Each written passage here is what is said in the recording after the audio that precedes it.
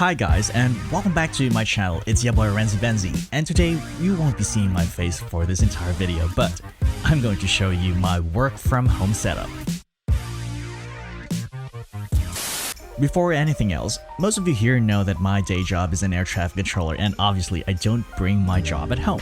But I would like to consider myself as a multifaceted person, and I love to do creative work during my day off. Having said that, the work from home setup that I'll be showing to you in this video focuses on the workflow of my side hustles and, some of my creative outlets. First things first, let's talk about the overall setup. My work from home setup consists of a table, obviously, my iPad Pro with the Apple Pencil 2 and Magic Keyboard, my MacBook Pro 2019, a moon lamp, a shotgun microphone with a stand, and the books that I'm currently reading. For the table, I originally wanted it to be Scandi inspired, but I found it really too small, so I changed it to the older but bigger one that I found here at the comfort of my home. Its dimensions are 120 by 60 centimeters, and I don't want my table too big as I only have limited space in my room. Now to the main course. First, let's talk about my laptop. I'm currently using a MacBook Pro 2019. I bought this last February 2020 at around 88,000 pesos. I know that MacBook Pros are quite expensive, but I've been an Apple user since college, so it's a personal investment. I chose the Pro instead of the Air because I do extensive workloads like editing videos on Final Cut Pro, edit photos on Photoshop, and post-process my photos on Lightroom. And I open a million tabs on Chrome at the same time. This line of MacBook Pro still uses an Intel chip. I bought the baseline model, which is a 1.4 GHz quad-core Intel Core i5 with 8 GB of RAM.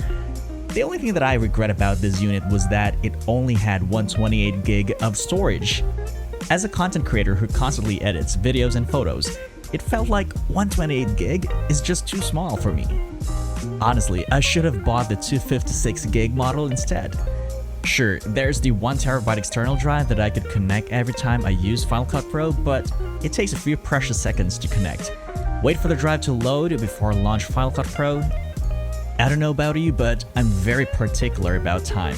I know it's just a small thing, but when you add up these small things, eventually it will get big in the long run. I've heard straight from the rumor mill that Apple will be launching a new 14-inch MacBook Pro with their chip. The baseline model starts at 512 GB and with 16 GB of RAM. Wow, that's a beast, but if you ask me, my current MacBook Pro is still running smoothly like butter. I also have an iPad Pro 2020. Now, story time. I was contemplating to buying one since last year, but I thought I had too much. It was around December of last year when I had a voiceover online job, so I need to do some voice recordings on various subjects for at least 4 hours every single day. Now, I'm not complaining since it pays well, but I have to admit it affected my usual workflow. So around April this year, I have finally decided to buy the 11-inch iPad Pro 256 GB. Well, not only that, I also bought the Apple Pencil 2 and the Magic Keyboard. If you add the total cost of the iPad Pro and all of its accessories, it costs more than the base model of a MacBook Pro 2020 with an M1 chip. However, I was more efficient than ever. Now I can do multitasking, plus I can do sketching using Procreate and create my own music using GarageBand. The iPad Pro still can't replace a laptop, that is from my personal opinion, but rather it supplements my need for content creation and office-related works. Again, just because you have an iPad Pro doesn't mean you are compelled to buy the Apple Pencil 2 and the Magic Keyboard. You need to assess your needs before purchasing these iPad accessories because it's quite expensive, to be honest. Unless if you have a lot of money to burn. Other accessories for my work from home setup is the Boya MM1 shotgun microphone with the stand, which I use for my voiceover projects.